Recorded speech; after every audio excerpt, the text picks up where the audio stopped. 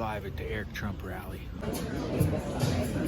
I'm 37. Guys, I've got 2 kids and a beard.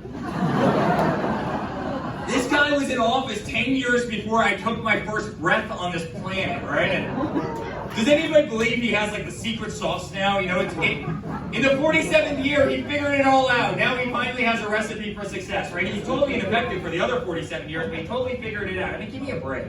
Yeah.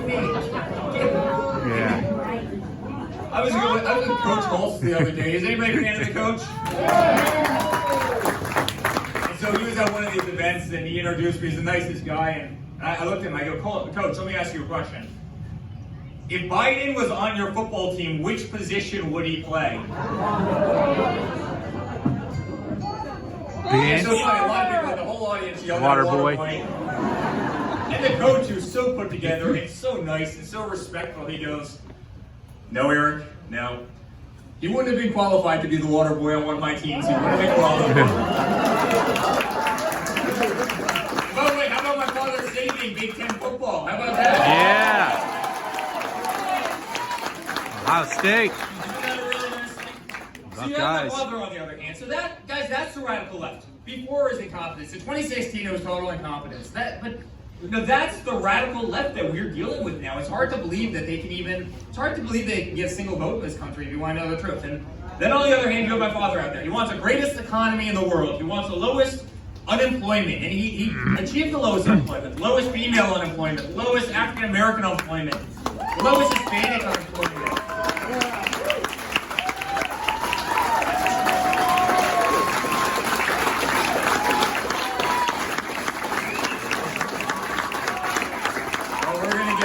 Years. 4 more years. 4 more years. 4 more years. 4 more years. 4 more years. 4 more years. 4 We're gonna get more 4 years. more years. We're gonna get 4 more years. Let me ask you a question. If the radical left can pack the Supreme Court and change 200 years of history, do you think Donald Trump could run for a 3rd term?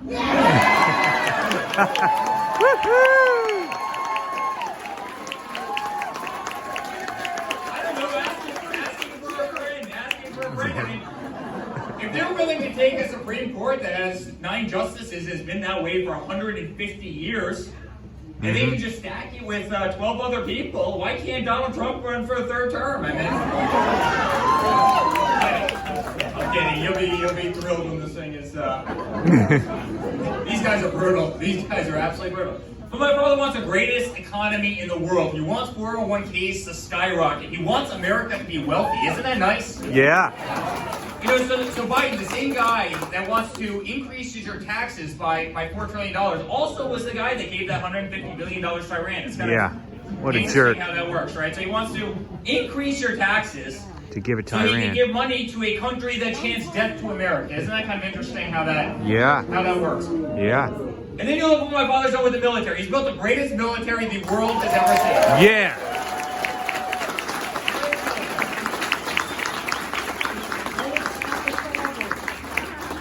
Gold Star Father. Yeah.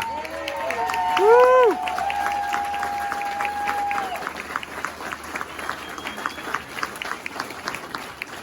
On behalf of our entire country, we love you and we appreciate you and we appreciate your sacrifice and just thank you.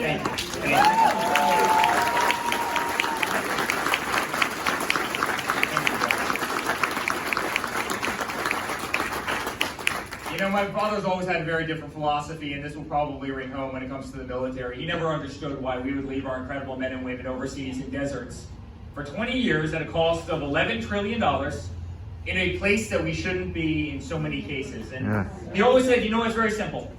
Build the greatest military in the world and pray to God that you never have to use it. But if you do, go in so quickly, so decisively, so viciously, that you end it in about 2 seconds and you get our troops home. You get our troops Right on.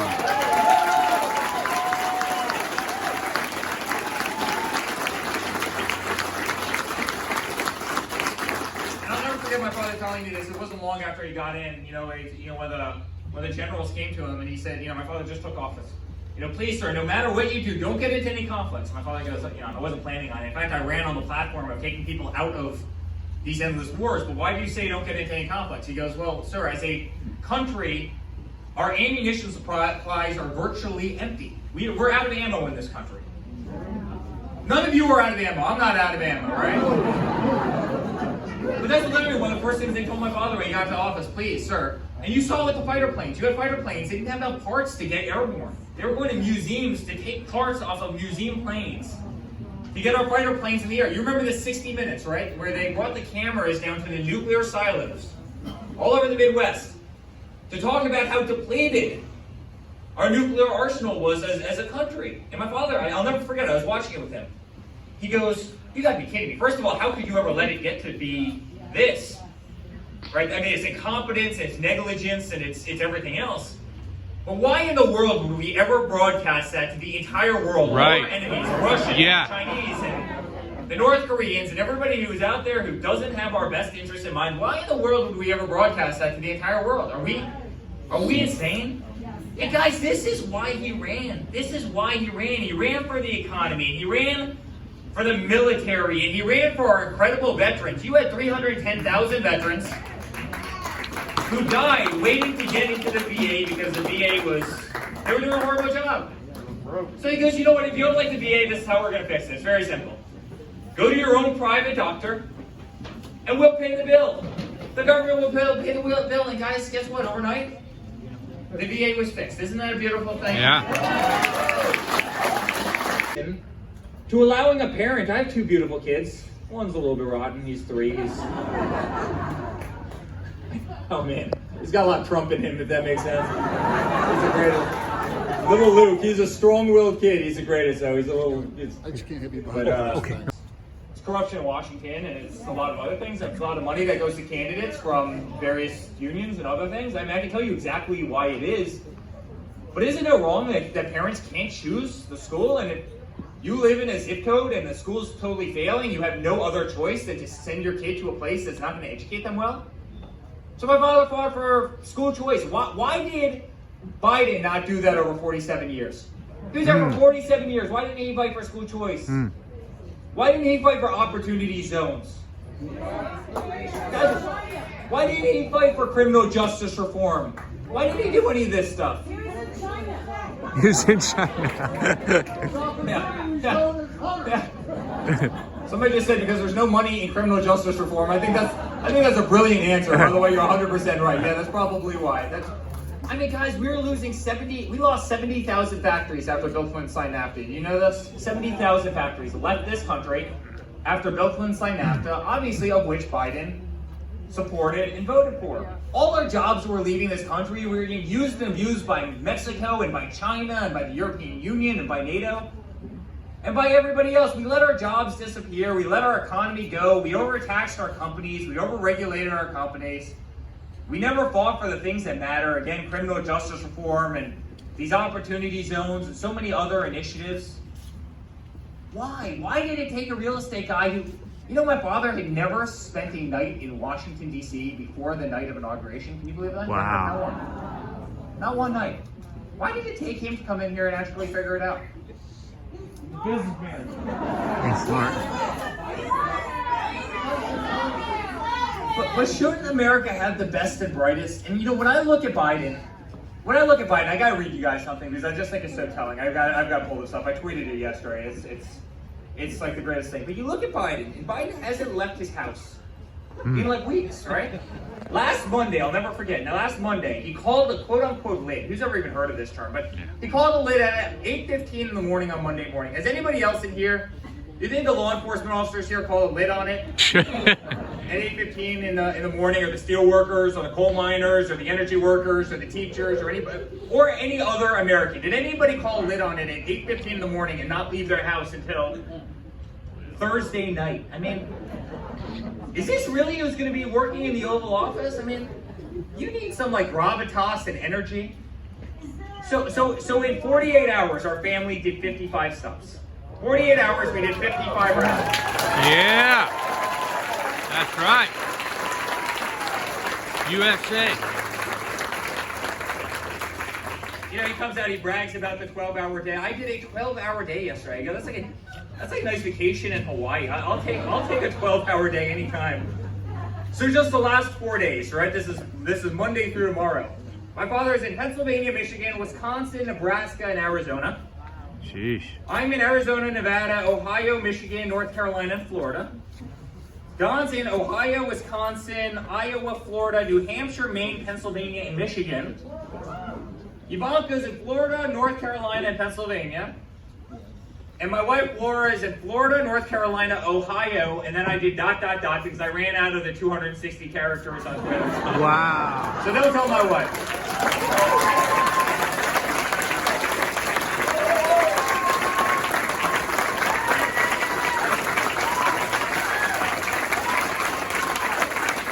Guys, it's called work ethic. It's called work ethic. You know, if you want to hang out in your basement, that's fine. Don't run for commander-in-chief. You know, you think Putin's hanging out in his basement? You think President Xi is hanging out in his basement? These guys are killers. They're killers. You want a guy who, you know, my father had a nice tweet last night. Called the lid on it. It was 1:15 in the morning. I left him at literally like 12:30 last night, right? I just got in from Las Vegas. That's where he is today. Called the lid on it. It was 1:15 in the morning when he sent that tweet. He was tweeting at 4:30 this morning, right? Like you have a man that's got incredible energy and incredible work ethic and drive, and you see that.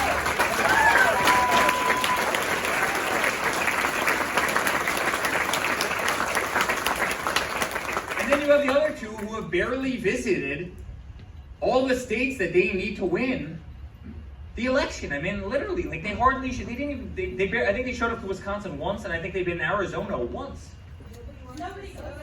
Yeah, well, that's the point. I guess. By the way, if I had 4 people show up for me, I'd probably hide in my basement as well. Does that make sense?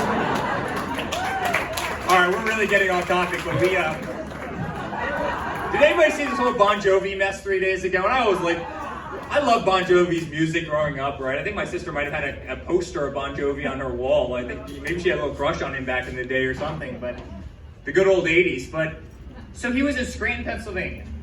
I did an event literally 2 miles from where he was doing an event. They had 20 cars show up for Biden and Bon Jovi, and we had 600 people 2 miles away, and I'm not on the ticket.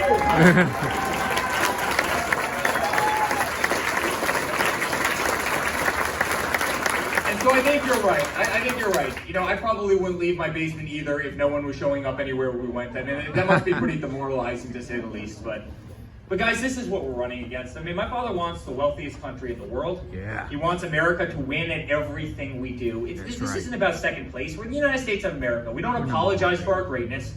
We win. That's win. What we should be. That's right. We win. We win.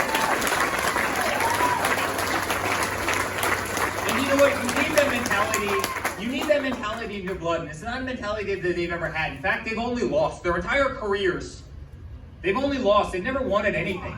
They've never wanted anything. I mean, they were dependent on the United States government their entire adult lives. Can you imagine never having a check, never signing the front of a check, having everything you earned other than what we're discovering now?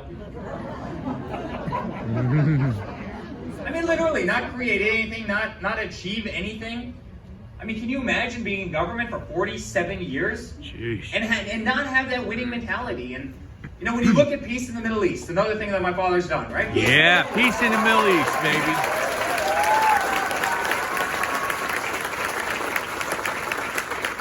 Guys, 4 peace deals in the last 4 weeks. 4 peace deals in the last 4 weeks. You know, they always said, you had John Kerry, don't move the embassy to Jerusalem because if you do that, you're going to stir up a hornet's nest.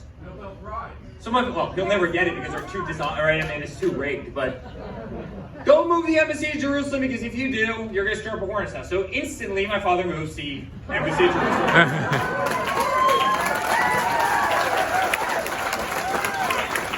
You know, you can pretty much do the exact opposite of what these guys tell you to do, and you'll get to the right answer. It's kind of like an amazing thing. And guess what? Now you have Bahrain, and you have Sudan, and you have the UAE, and you have Israel, and you have all these countries coming to the table. I mean, guys, think about how bad this was. People never, okay, yeah, there's a little bit of animosity between these countries. No. There were countries that were war for hundreds of years, disputed borders, hatred, different cultures, different religions, different languages. I mean, but hatreds that went back hundreds of years. You had countries where you had never had a commercial plane take off in one country and land in the other because they weren't allowed to fly between the countries. That's the level of hatred. And now they're hugging each other and they're making up and they're signing peace deals. And isn't that a beautiful thing that we have peace and prosperity?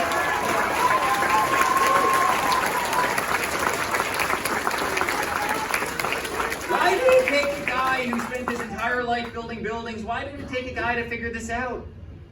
Shouldn't our great politicians who are quote-unquote foreign policy experts who sit on all these worthless committees, I mean, shouldn't they have figured this stuff out? And guys, that's why we fight as hard as we do. I can tell you, it's not fun. There's a lot of days, guys, it's not fun at all. We wake up in the morning as a family, we get punched in the face, and we go to bed and we get punched in the face. We're lucky, we've got a lot of spine, and we have the ability to fight back, and we're very good at fighting back, fortunately. Otherwise, frankly, we'd all be probably dead by now.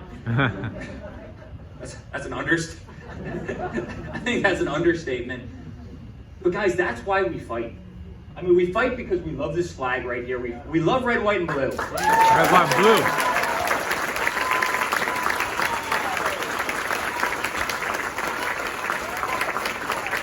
We fight because there's no one out there who will go against the NFL and the NBA and tell people, no, it's not acceptable to kneel for the national anthem. That's right. It's not acceptable. That's right. Unacceptable. You know, we fight because it's not acceptable to pull the Pledge of Allegiance out of people's schools. It's not Right. acceptable. Right on. Right on. And you know what? It's not acceptable to throw bricks at our incredible law enforcement. Right officers. on. Right on. Yeah. Amen, brother. Amen. Hell yeah. And it's not acceptable to allow our military to get run down, or our economy to get run down, or our Damn right. manufacturing to move out of this country. No, that's right. not acceptable. It's not acceptable. None of this is acceptable. And guys, that's why we fight. We love this country. We love this country, and we truly, truly do. And guys, it's why we're going to win. It's why we're going to win.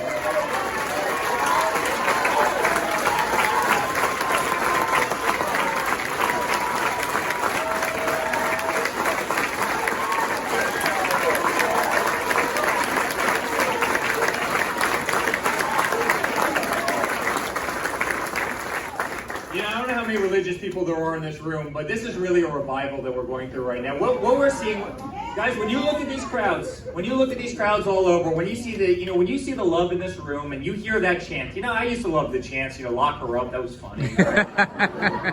That morphed into lock him up, which is also equally funny. Meaning talking about Hunter, but you might actually be talking about Joe at this point, to tell you the truth. Yeah, lock him up. And then you had the other chants, CNN, sucks, wank, and I won't say the word. And then you had build the wall, and you had all these fun chants. But guys, when they started chanting that a couple weeks ago, we love you. It might have been here. We love you. We love you, guys. This is so far beyond politics. That's right.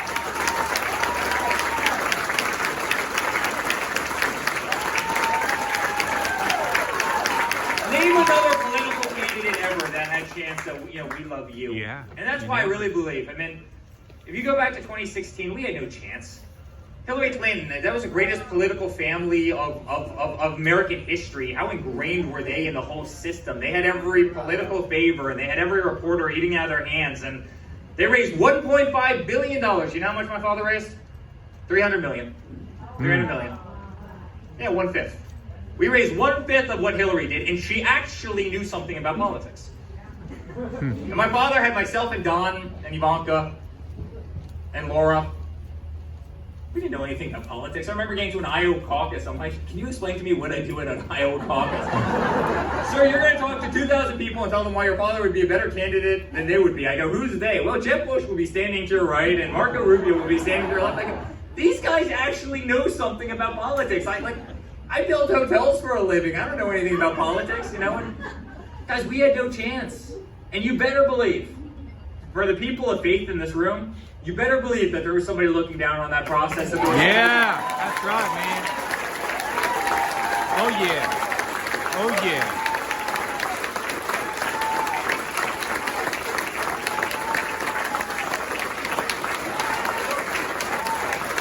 And I really believe that what we see here right now, not just in this room, but just the love across the country, the thousands of people coming out for my father, the thousands of people coming out for us. I really do believe that this is a modern day revival. And guys, I promise you, we will work every second, and we've been doing this for months. There will be no calling a lid to it at 8:15 in the morning. We will work 20 hours a day, every single day. We will be the first people on TV in the morning, the last people you hear on the radio at night. We will be crisscrossing this country as a family. When my father's in Arizona, I'll be in Ohio. When he's in Ohio, I'll be in Michigan. We are going to outwork them, and we are going to defend what we love. We're going to defend the American flag. We're going to defend the Pledge of Allegiance. Yeah. We are going to defend the Second Amendment. Yeah. We are going to defend law enforcement. Yes. We are going to defend our military and education, and guys, just about every other way of life. We're going to defend the Constitution of the United States. Yes. So God bless all of you. We love you. We love you. Get out and vote. Get out and vote, guys. Take nothing for granted with these people. Take nothing for granted. Get everybody out to vote. And guys, I promise you in 6 days, we're all going to celebrate together. We're going to have an amazing night. Yeah! Trump 2020! God bless you, Ohio. We love you all. God bless the United States of America. Thank you very much, guys. And we love you. We really love you. Thank you. Thank you. Thank you. Thank you.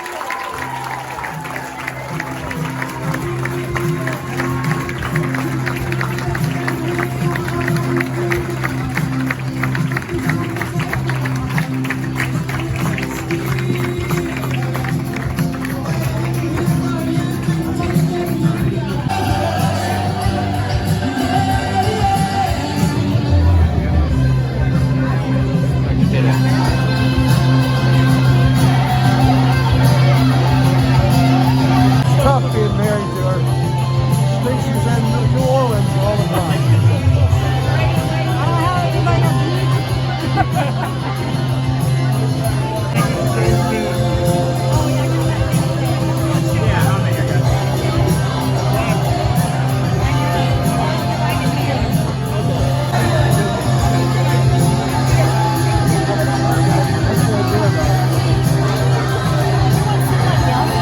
What?